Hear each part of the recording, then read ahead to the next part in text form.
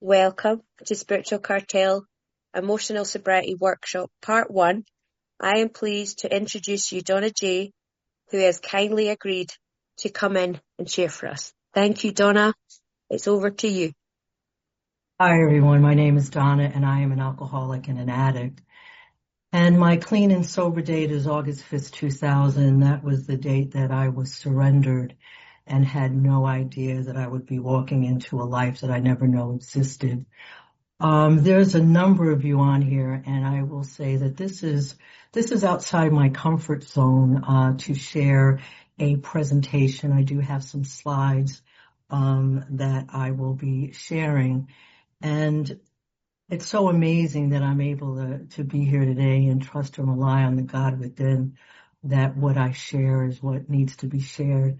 And I'm so grateful that I recognize that I'm really part of the big we, because it's 3:15 p.m. Eastern time, and I am not the only one carrying a message of hope at this time.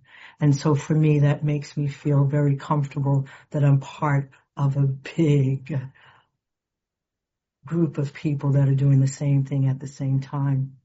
So Purdy had asked me to do a workshop on emotional sobriety, and anytime I hear the word workshop, it should be something that we can teach each other, and that's what I hope I can do today.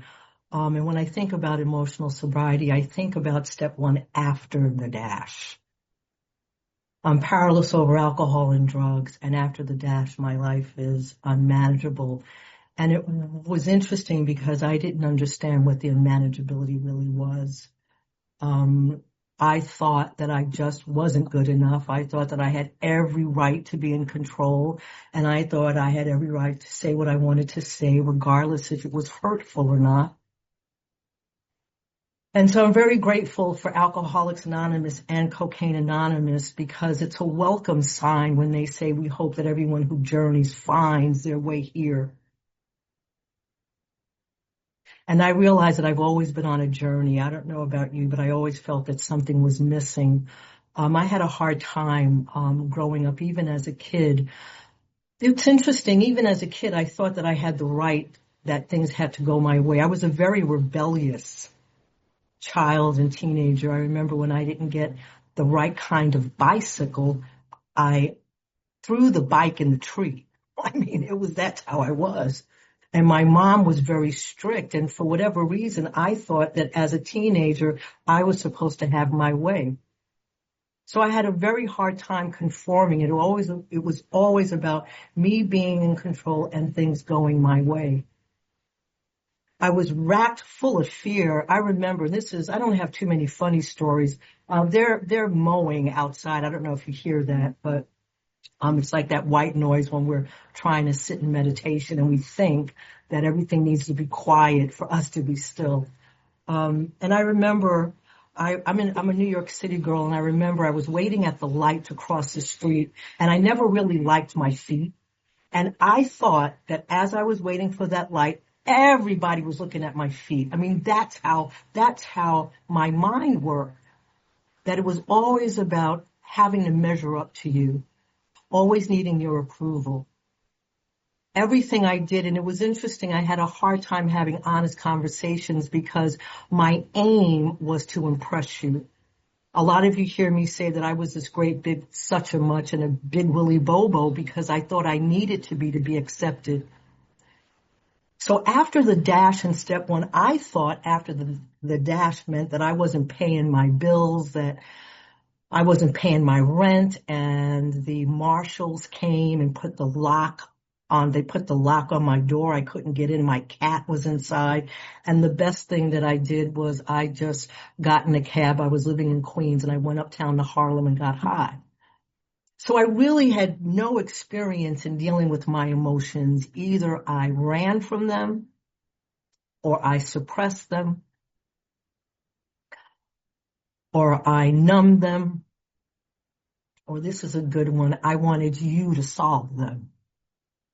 And it was interesting. It wasn't until I did a fourth step that I realized that I wanted you to love me. I wanted you to appreciate me. I wanted you to value me, but I wasn't even doing those things for me. And that was an eye opener. I was like, wow. So I get to see the unmanageability. Now, I didn't come through my journey. I celebrated 25 years last year, and the time is really how long I've been in this life and trying to stay on this path, and being willing to be okay and not know, because I think that's the biggest thing for me on this path. Can I be okay and not know? And that's very difficult when you needed to be in control all your life. The same thing with alcohol and drugs. I thought that I was supposed to be able to control it. And so once I lost all power of control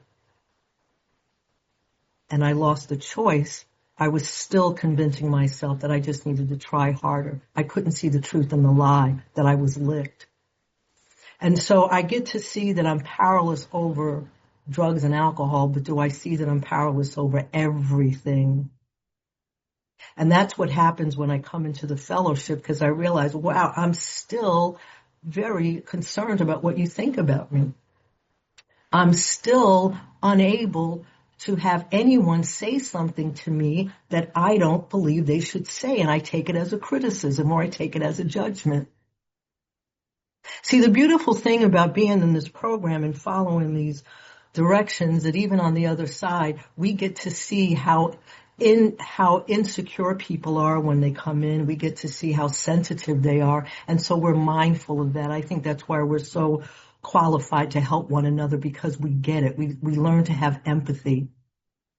I learned how to say, no judgment. I'm just curious, because I realize that sometimes I have to let people know that I'm not here to judge them, because I know what it was like for me. I thought every time you questioned me, it was a judgment, and I had to defend myself. I was always defending myself, and it's hard to defend myself if I'm supposed to be connected.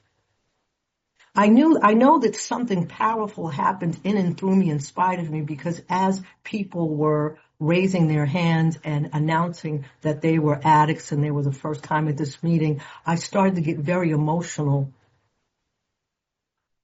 And I feel like I'm now tapped into others, and that never was the case for me. I always felt that I had to protect myself from you. And so how do I go from living like this with my arms crossed in front of me to being open? Being open reminds me of being on a lake, a still lake, and my legs out and my arms out and floating. To me, that is one of the most vulnerable positions to be in. But can I get to a place that I can be so open and know that I'm still going to be protected and comforted? But see, I was relying on that ego. I love the way Bill Wilson calls it the icy intellectual mountain in whose shadow we shivered. Well, no wonder I never felt comforted. Because comfort and love doesn't come from this. This wants me to worry about what's going on. It wants me to think that I'm not good enough. So I see after the dash, the unmanageability is just as important to see my powerlessness as much as it was with alcohol and cocaine. And I had to have a number of first step experiences, because there's still parts of me that think that I can manage certain parts of me, and anything that I manage turns into a big box of crazy. I got into a relationship, and it was interesting. All of a sudden, my mind, my thinking is telling me that, I don't need to spend so much time in prayer and meditation, to the point that all of a sudden I was not living in 10 and 11, and my step 12 was real weak. I had like one sponsee. And all of a sudden, that word self jumped in front of every other word. Self-absorbed, self-interest, self-centered, selfish. And I was like, holy crap. And I started to feel what that feels like. I was brought back to A in the ABCs, and I cannot manage my life drunk or sober. And for me, I believe that I needed to have that experience so that I can be convinced more deeply of my need for power and my need for God. And at the same time, being able to expand my story about what I was like so that I can reach more people. So after that dash is something that I didn't even recognize. I knew that what attracted me to the fellowship, because I wasn't in the program when I first came, was the people that were in the program. I saw the it in them. I saw what they were like, and I was like, wait a minute. How did they go from what they were like to what they are like? Because what they were like, I still was like. But see, I had to be sick and tired. I had to be convinced, you know what, Donna, what do you have to lose? Follow them. And if you think about it, how do we meet one another? How do we get into a meeting like this where we're meeting? Because I see the lineup that Purdy's got for the next couple of weeks.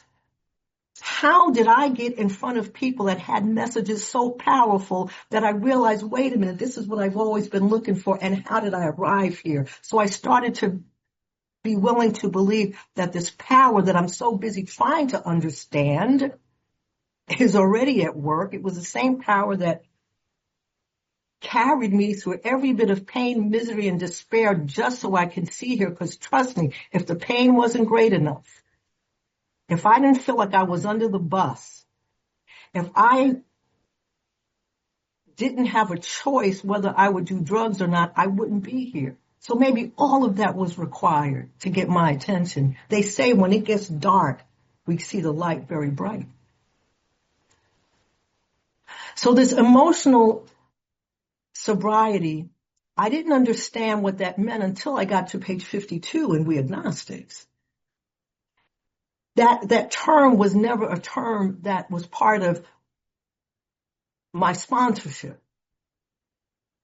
I was able to see what living life on self-will looked like, and it was hardly a success. And I started to see, wait a minute, why is it when I tried to commit suicide, my mind that I've been relying on like it's my best friend didn't warn me, say, yo, Donna, what are you doing? And you would think once you want to die, you would think that that's like a red light, like there's something wrong. But I realized that my mind still had some things for me to try. See, I hadn't done a geographic yet. I hadn't gone from New York City to Indiana. And I got to see that it's when when there's nothing left. I was exhausted on August 5th, 2000. And the same thing has to happen with my thinking. I have to get to a point that, what does B say? No human power. I have to stop looking for people as my saviors. And I couldn't see how selfish that was. I'm not showing up for me, but I want you to not only live your life, but I want you to live my life too. And got mad if you couldn't pull it off.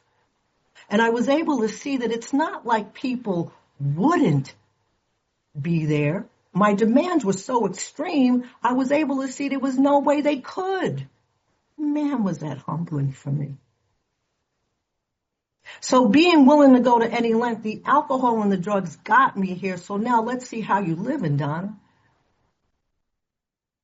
And I remember when I came and I always wanted to be somewhere else, right? I wanted to hurry up and get through, and I had to be reminded, you're right where you are. But I didn't want to be where I was at. I never wanted to be where I am. I always wanted to be something else. And the thing that's so crazy, I don't even know what the something else looks like, but I want to be there. But can I learn to be okay right here, right now, where the truth is? And I could never do that. My mind wouldn't let me. My mind kept holding on to some past experiences and projecting into some future, which is no way for me to even understand that. So I'm very grateful that the alcohol and drugs got me here, that we stay here. People don't understand. Well, if you haven't had a drink or a drug in 20, 30, 40 years, why are you still hanging out with these people? See, they don't understand that we are purveyors of hope. That we are here because this is a life. I don't believe we were saved from the gates of insanity and death just to be okay. And I think that's what happens after the dash. If I don't recover emotionally, I'll convince myself that mediocre is better since I'm not drinking and drugging. And then we hang on and hang on. And the thing that I would love for people to do is after the presentation, for those of you that have been willing to go to any length, for those of you that are willing to be led and not driven, put your name in the chat so that people that are hearing a message that might be piercing their heart know that there are people available to help. So what I'm going to do is I'm going to share this PowerPoint. And this is a part that is going to be a new experience for me because I'm so used to just sharing what comes up that I now have to follow the slides. So the name of the slide is I'm Clear and Sober, Now What? And I know that Purdy has handed out, I created a handout because there's some questions that you can ask yourself. This week, we're going to focus on emotional instability. And then next week, we'll focus on the solution and the path to the solution. So for our new friends that are here, as they say, strap yourself in because this is a journey for the rest of our lives. And for those of us that have been here, perhaps maybe if you're just in one side of the triangle, just in the fellowship, you may be believing, maybe you're feeling that more is required. And it takes what it takes. We don't know what it takes for us to be willing to bend down and have the humility to pick up the kit that's laid at our feet. Even though they're laid at our feet, it takes a lot of humility to admit that we need help. So with that being said, I'm going to hope that my technology does what it's supposed to do. Okay, do you guys see the slide? Put your hands up if you do. Beautiful. And the thing that is beautiful, I don't think anything is wasted. I was able to do this PowerPoint because I've done PowerPoints in my life before, and it's really cool to be able to do one for us and one that I put together. So this one is I'm clean and sober, so now what? And then we'll get a chance to see in this PowerPoint if we're still trying to control our emotions and we're still trying to run the show. So step one, right? We admitted we were powerless over drugs and alcohol, but have we considered how powerless we are over these things, our reactions, our fears, our need to control, and our emotional life? So are you still showing up sensitive? Are you still showing up like you're being judged? Are you worried about what others think? Do you need to know everything in order to be okay? And are you anxious? And, mild depression, sometimes depression can come on if you start feeling like you don't want to make your bed in the morning, if you feel like, I don't feel like washing dishes. For me, when I don't want to start doing those things, that's a clear sign that I'm heading in a direction I may not want to go down. And so if you are powerless over your reactions, your fears, your need to control an emotional life, is there anything that you can do about it? And do you believe the solution is a transformational one? So if I'm powerless here too, then I need a solution here too. And perhaps if I'm just in the meetings and I know that I'm powerless over drugs and alcohol and I'm trying to manage the rest and it's not working, then perhaps there's a solution that is needed. So emotional sobriety, the next frontier. So in a 1958 Grapevine article, Bill Wilson wrote about emotional sobriety as being the next frontier of recovery. He realized that, physical sobriety alone did not remove fear, dependency, or self-centeredness. So like Bill, we get to look to see how emotional sober we're being. And for those of you that are unfamiliar with the Grapevine, it's AA's official publishing entity. And it's published monthly. It's available online now. And it's, there's a podcast, there's personal stories, and there's even an opportunity if you want to have one of your stories published, you can, look into that as well. So I want to just add that as part of AA. So what is emotional sobriety? I need to know what it is to know if I am emotionally sober.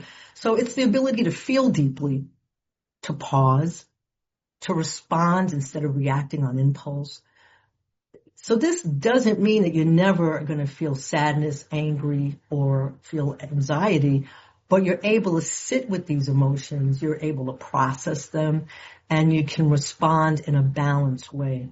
So I get to see that I cannot manage my way into this way of being.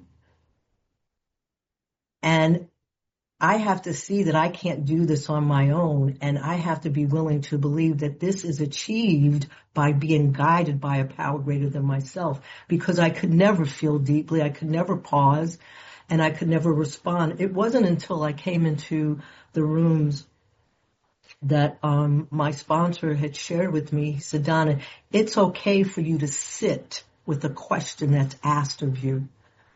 And then I was able to say to people, you know what, let me sit with that.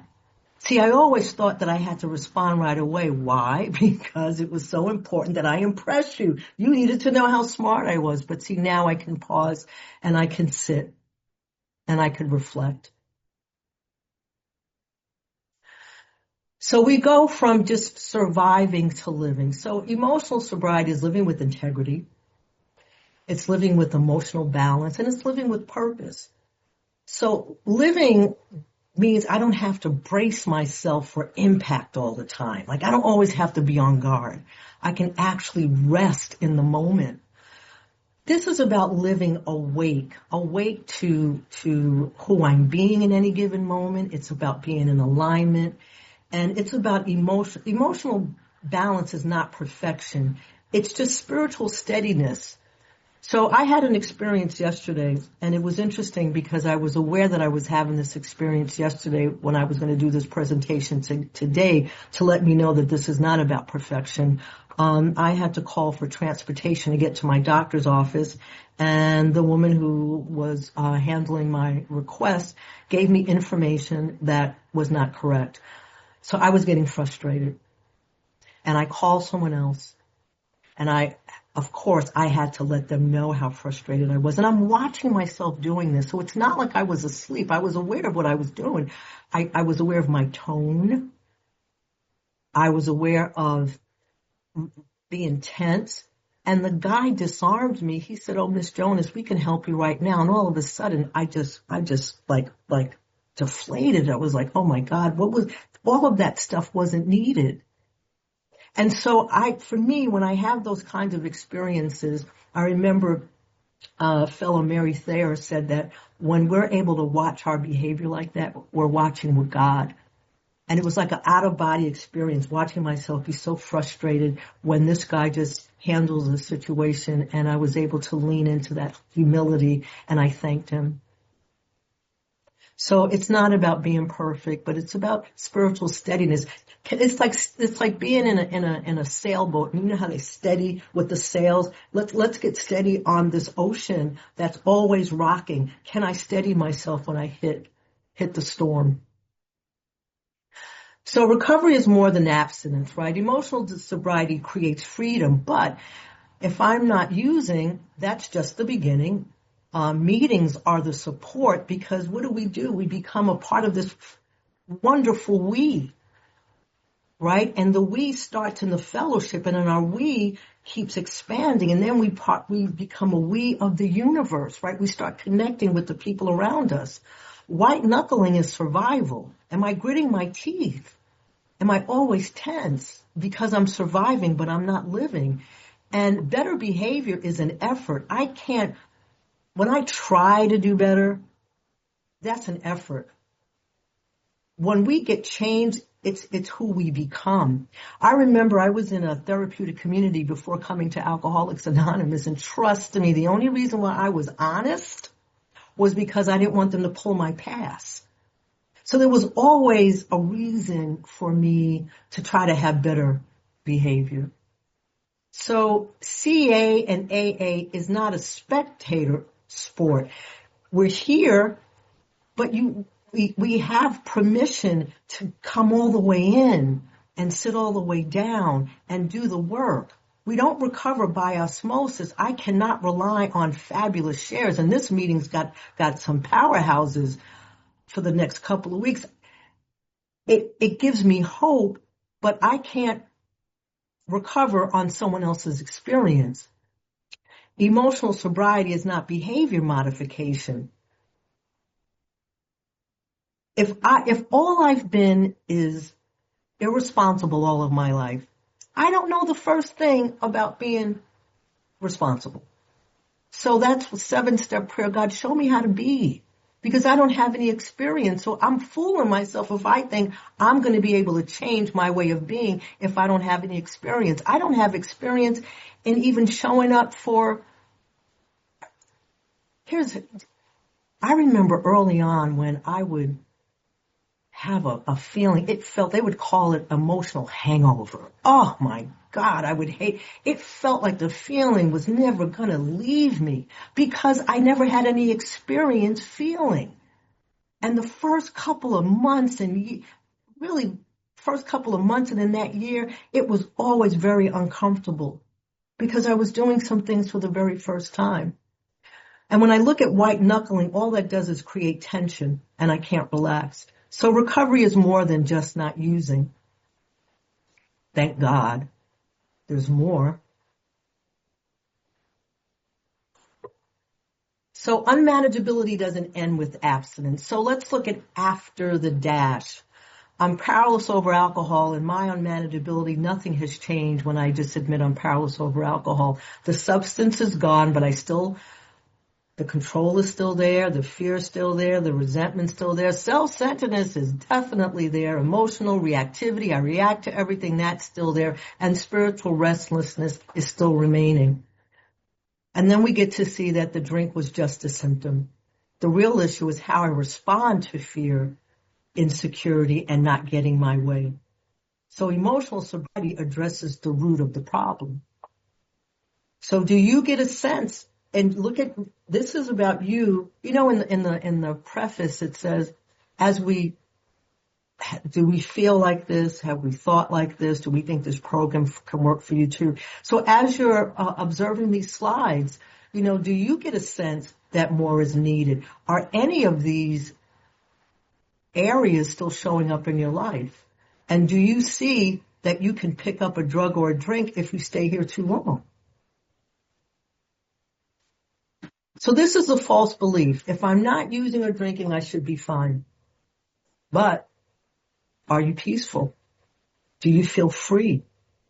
Do you feel emotionally stable? So abstinence doesn't equal peace. Are you convincing yourself that you're okay? And I know what that sounds like. Somebody will say, well, Donna, how you doing? I'm all right. Because I can't get past I'm all right. And we agnostics, it says, am I willing to believe there's a power greater than myself and for a deeper second step experience that can get me beyond where I'm at? Because I can't get past where I'm at. So I convince myself that I'm okay and at least I'm not drinking and at least certain things. I live in the world of at least. See, I lived in the world of at least when I was using. I would say, well, at least I have a mattress. I didn't have a bedroom set, but at least I have a mattress. I don't want to live in the world of at least sober. Here's a deeper question. Are you peaceful? Are you free? Are you emotionally stable? Are you afraid to answer those questions because you might be presented with what still needs to be done in your recovery? Are you taking an honest look of where you are right here, right now? And that's why I said for people to put in the chat if they're available to work with others, because that's why we come here. There's help. So symptoms of emotional unmanageability, we get to see these. We're having trouble with personal relationships, couldn't control our emotional nature. We are prey to misery and depression. We can't make a living. We have a feeling of uselessness. We are full of fear. We aren't happy. And we can't seem to be real helpful to other people. Page 52. When I looked at this for the first time, I realized, wait a minute, these are the internal feelings that I try to solve from the outside. Having trouble with personal relationships, you know what my solution to that is? Oh, I got to stay away. But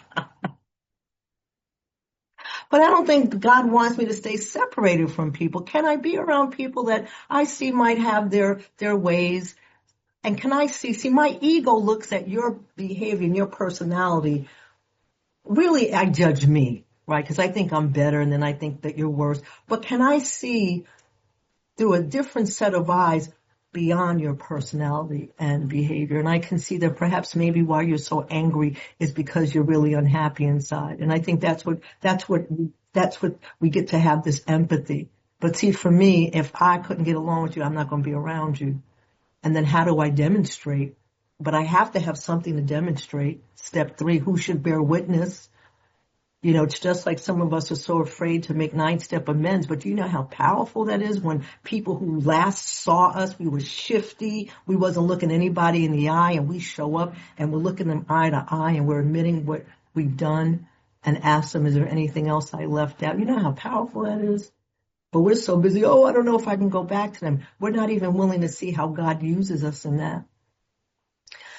So this is what self-reliance looks like in real time. This emotional unmanageability. And I mean, how long, now that you're in CA and there's members of AA here, how long do you want to sit in these conditions? Are you willing to pick up the kit of spiritual tools laid at your feet? And are you hitting an emotional bottom that perhaps you can say yes to those questions? You know, sometimes we have to be pretty badly mangled in recovery. So how does this unmanageability show up in my behavior? So this isn't theory. This is exactly how it shows up. We're easily offended, chronic resentment, anxiety and overthinking, control issues, emotional suppression or emotional explosions, either one, people pleasing, isolation, restlessness, even while clean and sober. So emotional instability leaks out in subtle ways, and sometimes not even subtle, they're obvious ways. So even sober, I can still live in reaction mode. Everything is a reaction. I think it's so easy to continue to live that way because most of us lived our entire lives this way. It was all about my needs and my wants and the emotions that show up when I don't get my way. I remember I was on an airplane, and some of my stories you guys have heard me share before, but I remember I was sitting on an airplane, and I like to sit on the aisle seat. And the woman that was sitting next to me, she wanted to go to the bathroom. And when she tapped me or whatever she said, I looked at her like, what do you mean now? Now, you all know she has every right to want to go to the bathroom, but you know what it was? She was interrupting me. I didn't expect to be interrupted in that moment. And I showed it. I barely moved out of the way when she wanted to get past me. It was crazy. And the thing that was so beautiful is that I was watching myself behave that way. I realized, wow, look at what you're doing. And so by the time this woman got back to her seat, I had gotten out of mine. And I gave her as much space as she needed. When the plane landed, I wished her a great day. And when I got off the plane, I immediately did a 10-step. I just opened up my phone and my 10 steps look like, oh my. And I don't type them because I get too caught up in hitting the right key. I just said, oh my God, in the microphone. Oh my God, I can't believe how selfish and self-centered I was to this woman. And for me, hearing it does something to the crushing of my ego. And I shared it. And I realized that sometimes I go through that so I can see. And you know what I saw on a very simplistic level? It had to do with control. I wasn't in control of when she wanted me to get up.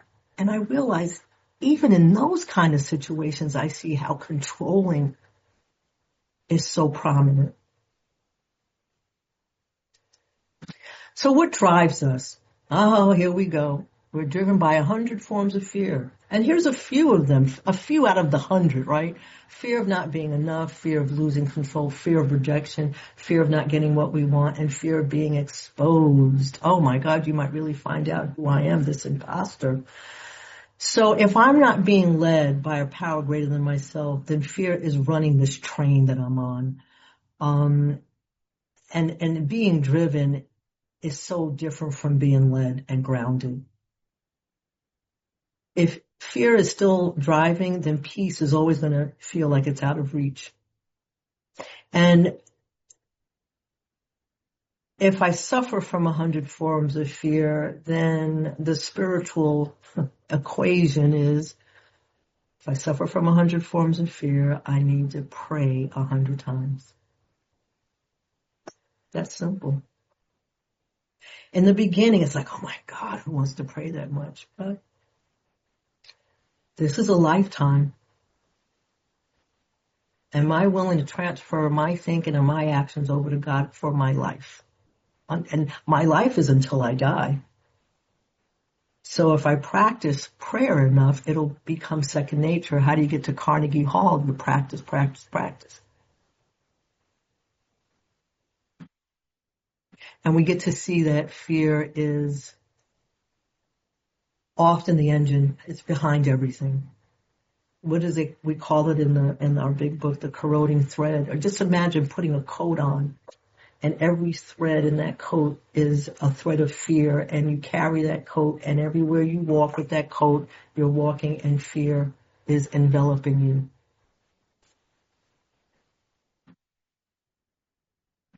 So what are some of the patterns? So when self runs the show, we try to control outcomes, we manage perceptions, we protect our ego, we manipulate situations, and we defend constantly. So these are behaviors that once helped us to survive. That's why they become so natural. I like to say that we've mastered. It's so easy to default to controlling, to fault, to manage, because those are behaviors that we've mastered. But these survival strategies don't create serenity. All they do is create separation. And I got to ask myself, and I ask you, if self-one is running the show and this is what you're doing, what is it costing you? Is it costing you loneliness? Are you still feeling unfulfilled? Do you feel like a failure? And see, I always felt like a failure because nothing I did was enough to ease the problem inside. Even when I was in that relationship, I was so convinced that this person in my life just had to do X, Y, Z. But I kept moving the goalpost because every time he did X, Y, Z, I still felt the same. And I remember he said to me, Donna, no matter what I do, it wouldn't be enough. And I remember I felt like I put my hands on my ears and I'm like, no, that's not true. I didn't want to admit until I went through the work and I realized, oh my God, this man was doing the best that he could. And I knew this man loved me the best that he could. And every moment that I could, every waking moment that I could, I would tell him how short he was falling. And I was able to see, man, what does that do to a person that's doing the best that they can and all you doing is criticizing them? Man, my step one experience back then, that was a humbling experience. So if this is how self-rule is running the show, do you see your need for the power of God? Do you see that you live with a lot of anxiety because uncertainty brings you back to fear?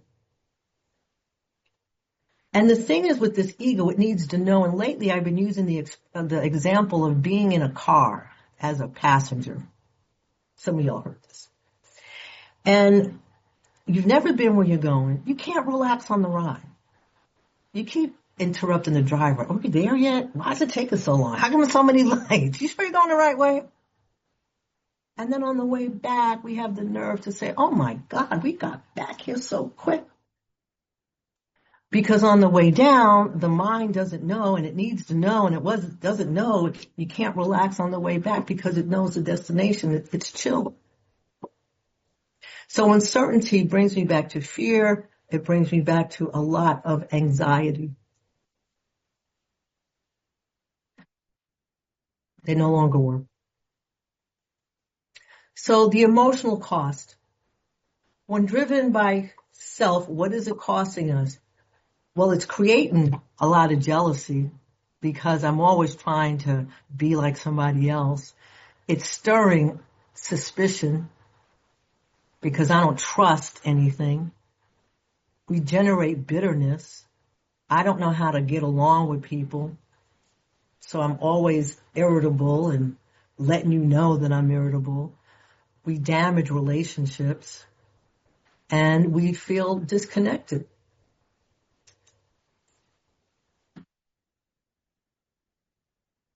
So when self runs a show, we create the very pain we're trying to avoid. So is this exhausting you? Like, are you beginning to see the chaos and confusion that you create? That's why I say get off the people. Don't worry about what the people are doing. Let's start looking at what we're doing. And more about alcoholism, it's so powerful. It says that we were trying to prove we were like other people. It was more important that people don't see me for who I am, but I can't see what I'm doing to me because I'm too concerned about you. When I'm living in self-centeredness, self-centeredness living promises protection, but it delivers isolation.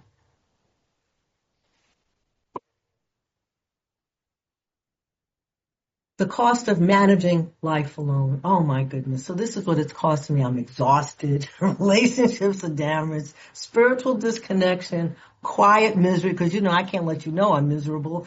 And I'm living in survival mode. And this is what it costs. So are you sick and tired of managing? Are you willing to recommit to being willing to go to any length for freedom? We can always recommit. And who knows, maybe some of us that have been here for a while, maybe it's time to recommit. Maybe you had to experience what life is like on self-will in recovery. Emotional sobriety relieves us from the burden of playing God. Because that's all we're doing, thinking we know what's best for us, what we think we know what's best for people, what the future should be. That is very exhausting. So knowing isn't the same as living. So knowledge isn't our problem. We lacked experience with sitting with discomfort. I never knew how to sit with discomfort. I always had to numb, always had to run, responding instead of reacting. I never knew how to respond. Trusting instead of controlling. I didn't know how to trust. Loving ourselves without a substance and relying on God instead of self. Well, this is all new. So we knew principles. What we lacked was the power to live with integrity and honesty and humility, which comes from surrender, not self-will. And I like to say that, we discovered principles, but they're not new from when we were kids. I don't care what your upbringing was like, but you heard share, be kind, or be nice. Maybe not kind, but be nice. Maybe you had to get your hand slapped, but somebody told you to be nice. Somebody told you to listen. Somebody told you to sit still. But the beautiful thing about our fellowship, we get to discover what they look like because we see each other living them. We definitely get to see what accountability is like when we do 10 steps, when we do evening review and we share. Accountability. Look at all the principles that we share in a meeting. This is why we never should be nervous about sharing in a meeting, because look at everything you're being provided. You're given the ability to be honest, to be open, to be accountable, to laugh, to connect, to provide hope. I mean, I'm missing some of them, but look how many principles we practice in a 10-minute share, 15, 20, I don't care how long your share is, but look at everything you're bringing from within. And it's interesting. See, I was able to catch on. I remember Rashi would say, Donna, this ain't about catching up. It's about catching on. I was able to catch on to my ego because after every share, I would always have thoughts of, well, why did you say this? How come you didn't say this? Well, damn, you did. Oh, this is a good one. Nobody really liked it. Oh my God. And then I realized, wait a minute, what happened in that share? I had set self aside long enough that God was sharing through me, because all of those principles that I mentioned are not of ego. Those are of God. And so when I come back, now ego, self, wants to be the ultimate authority again, and it does what it always does, makes me feel like I didn't measure up. And when I caught on to it, I stopped buying into it. So I want to thank all of the members of Alcoholics Anonymous and Cocaine Anonymous that practice principles so I can see them in real time. It's like a mirror. What does it say? We had moral and philosophical convictions galore, but not yet the power to live it. And this is about a way of life.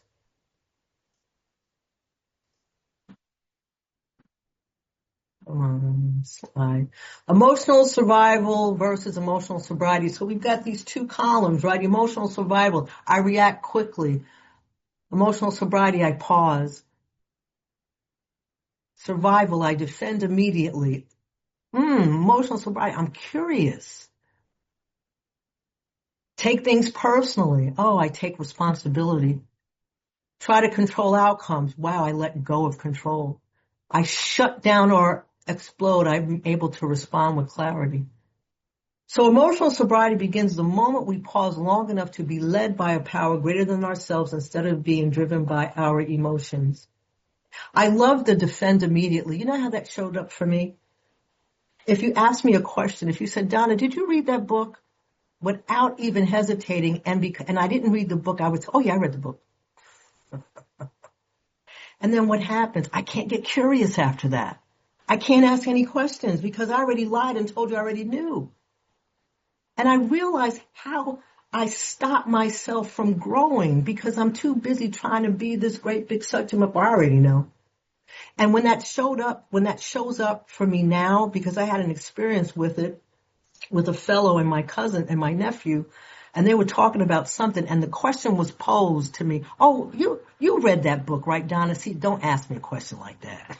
You read that, right? My response without hitting the beat is, oh yeah, I did.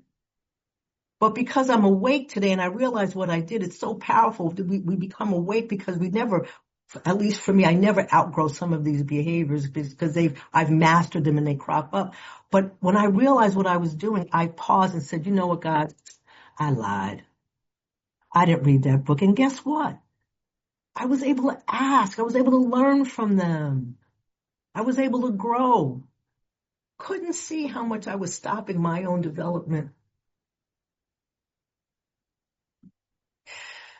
So here are some reflection questions. There's a handout that I gave Purdy. I think he put it in some of the WhatsApp groups and he's going to put it in the chat. So these are some questions that you can ask yourself now until we meet next week when we talk about emotional sobriety. Where in your life are you just getting by?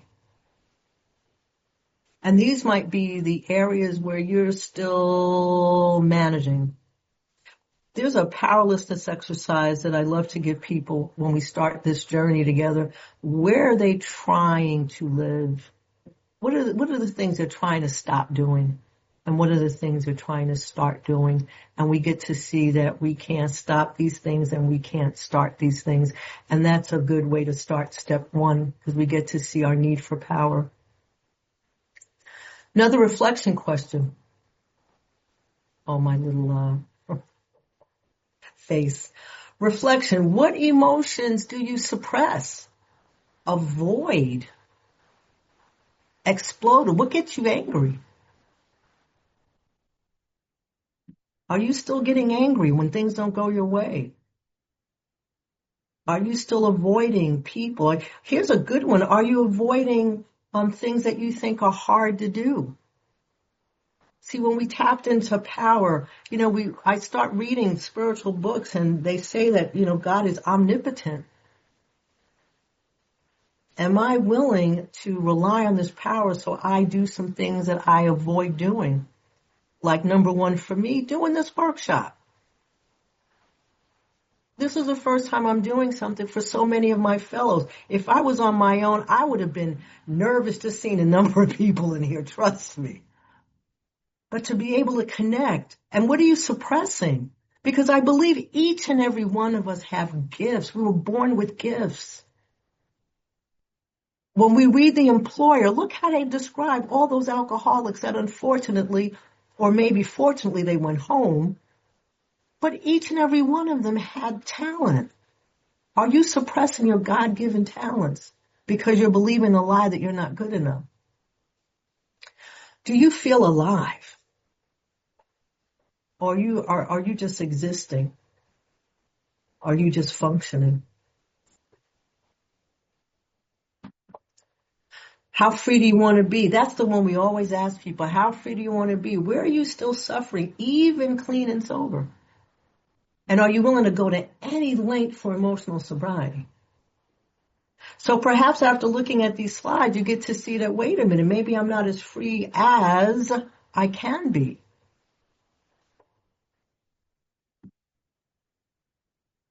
Emotional sobriety is possible.